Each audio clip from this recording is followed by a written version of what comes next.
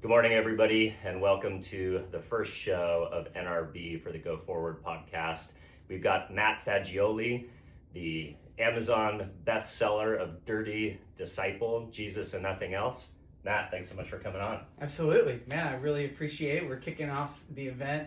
You are the first interview of 50 interviews we're going to do over the next 3 days. That's incredible. So we'll have some energy at least for this one, right? Yeah. Well, I'm a brand new author and first time in NRB. This is all new to me. Same with us. Oh, yeah? First NRB, not first, ministry show, but definitely for NRB. Yeah, awesome. Awesome. Well, tell us a little bit about yourself and what was that burning desire that was in you that made you say, hey, I got to get this book into the world? Yeah, well, so I've been a Christian for decades. But the way I describe it in the book is an American Christian. So walking around, Jesus is with me, but it's my mission. I'm doing it. He's with me. Yeah, you're taking him along on the ride. Taking him along in the knapsack, as I said. And so a few years ago, I had a very dramatic burning bush experience with the Lord, and sort of accelerated my journey and caused me to go deeper. And I knew at that moment that I was supposed to write this book, and I tried and I failed, and I tried and I failed, and I tried and I failed, and I just put it down. And I said, okay, well, whenever God says this is going to happen. And Christmas morning, just a few months ago now. All right, so what did he say to you when you had this burning bush moment? Well, like a lot of people, it's not always not an audible word. It's the perception of words is how I like to talk about like it. That, yeah. It's more it's of like an idea or a motivation. These packets of download, ideation, and so the book, which would never have occurred to me. So one of the ways I sort of tell people like how you evaluate what's God's voice and what's not is like, was that my idea? Not something I would have thought of. Yeah. Or if you go try and do it and how much resistance you encounter. Yeah, for sure, yeah. But write a book was not something that I would be like, I want to do that. So I'm like, okay, that was probably God. So it's kind of packets of ideas, but the book was very, very prominent. And so I went home. This all happened I was in the middle of this big elaborate trip in Italy. And so it's kind of an epic story, which is cool in the book. But I got home and tried to do it for really back and forth for a couple of years and couldn't do it. And then, so when it was delivered, I think, one of the real significant things was God saying, we can be crystal clear about who did this, so you won't have to take any of the credit for this piece of work because you completely couldn't do it. And so I love that as well. It's elegant the way he did it. How long did it take you to write it? 8 seconds after 3 years, literally, 2 weeks or a week and a half, whatever. So from Christmas, when that happened on Christmas, I was just pounding away at the keys and, there's, AI component and all that stuff. And then I realized in that process, like, hey, I can publish this by midnight on New Year's Eve and it will be, done for the year, victory, yes, you know. So I was just pushing, fighting back and forth with, Amazon KDP, which I didn't know what that was until that time. And with 2 hours to spare, we published at 10 o'clock on New Year's Eve. So. That's amazing. Was there a significance around that deadline? I think it was just like, I'm tired of fighting this my internal monologue, and sometimes my external monologue has lots of 4-letter words in it. So I was like, I'm blankety blank, get this done this year, before the end of the year. Yeah, I love it. Yeah. So you mentioned AI. That's a big topic of NRB this year. A lot of Christians are maybe a little more hesitant than the average user of AI. Like a lot of us are thinking, is AI a peek into Revelation? Is it kind of the beginning of, some of these things that we've read about in the science fiction books up to current? But it's also an amazing tool. And what generally seems to happen is the world adopts new things and leaves Christianity behind from the perspective of leveraging things like media and the internet and ways of evangelizing sometimes we're late to the party, so to speak. So tell us about how AI helped you as a creative and helped you as a first-time writer. Yeah, absolutely. Honestly, that's a 2-hour podcast in itself. I bet. Because as I've gone forward now in these last few months, I've talked to lots of authors who are, AI is terrible, and I'm like, well, you could bury your head in that sand, but it's probably not going to be the way it goes. So the obvious disconnect is I want this to be my work, my voice, my whatever.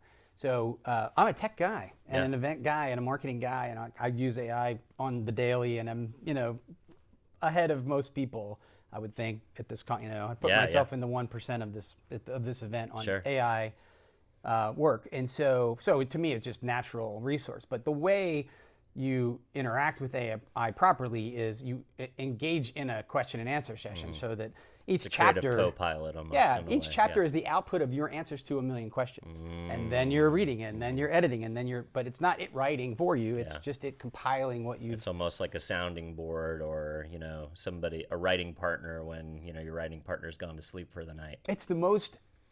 It's the best collaboration. It's the thing like I've always longed for that I often can't find or have to pay people to do. And it's like, wait, you mean I have the ultimate collaborator?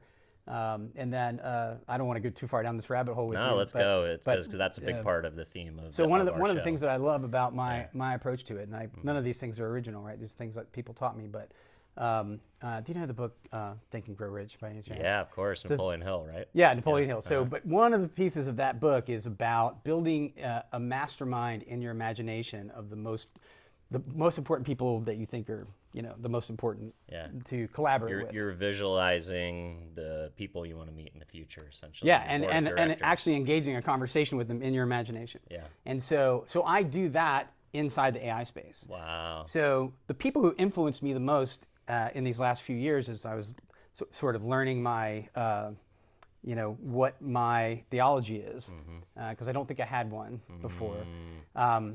People like John Mark Comer, people like Jamie Winship. These are people that, so I invited them into the AI collaboration with me. Wow. And it is so wonderful the way that works. And then, because it's going and pulling everything this guy's ever written, and it's answering me back like, well, Matt, you said this. So in his perspective. His perspective, in his voice even. You can it's hear crazy. him saying it. I interviewed this guy named Guy Kawasaki recently, and he basically built a chatbot called Guy GPT. And whenever people reach out to him and say, hey, could you do a quote for my book? He just feeds it through the machine. And he swears that the answers that come from that are actually better than what he would have written, if he were left to his own devices. I do the same thing. Wow. People just ask me for quotes for this. Yep. And I'm, okay, chat, like we just have all this history. Tell me what I should answer this with based on everything I've given you. So it's not its answer, it's compiling my answer. That's awesome. So tell me a little bit about your professional background and how do you think that shaped your worldview in the book? Yeah, thanks. Well, you gather from the title, Dirty Disciple, that, I'm sort of an outsider. I consider myself an outsider to the Christian establishment. Sure. There's, on the back of the book, it says, let's skip the religious bullshit. Like, I don't walk in that space. I'm a bit of a probably heretic in this space, a good bit. And so it's a book written to the Gentiles by a former Gentile. I think what really I struggled with in the few years it took to develop this was, what the heck do I even believe? And what authority do I have to articulate it? Yep. And who's going to trash me for, which I'm still waiting, for the other shoe to drop on that. But so all of that stuff. So it just took, it took a long time for me to bake out, this is exactly what I believe, and I believe it deeply enough to stand on it. And even, I said yesterday, even die for it. Like, we all talk about the apostles, and we're like, why would they be willing to die for that? And I'm like, I would die for that. I believe what I wrote there that I love much. That. Yeah. Yeah, I saw a video that was pretty powerful yesterday. A guy named Sean Foyt put up a picture of the Coptic Christians that were murdered by ISIS in those videos, and also mentioned that they were actually migrant workers to Iran, and the guys that got captured by Al-Qaeda and ISIS. And just the idea of, like, we're all really great keyboard warriors, but how many of us would be like those Christians that didn't give up their faith to the last second, and they could see their mouths moving in the video, mouthing, like Jesus was the last thing that came out of their mouth, and they could have had it all, or they could have avoided that fate if all they did was, to disavow Denounce, them, and they wouldn't. It's like that kind of faith is hard to see in our U.S. world where we don't come up against that kind of opposition. For right? sure, yeah, and like, even as I say it, like, I would die for that. I'm like, what? Jesus, like, would you really? Yeah, totally. Guess we'll find. I don't want to find out. Yeah, totally. So, every author at least in my mind, when you start to write a book, you can't help but fantasize or think about the idea of what would the movie version of this look like, or what would the TV version of this look like, or what would books are always the kernel, the inspiration for other springboards of media, whether it's a podcast, a TV show, a feature film. Can you see that in the future? Is this the beginning of a longer journey, or is this the end of a journey? Well, until you hit that last bit, my answer was different, because I really couldn't see past the book while writing it. Now that it's done and I start to have these conversations, it's becoming more and more apparent. But I immediately knew that it was a series of books. But then to imagine, well, it's actually kind of the centerpiece of the rest of my life.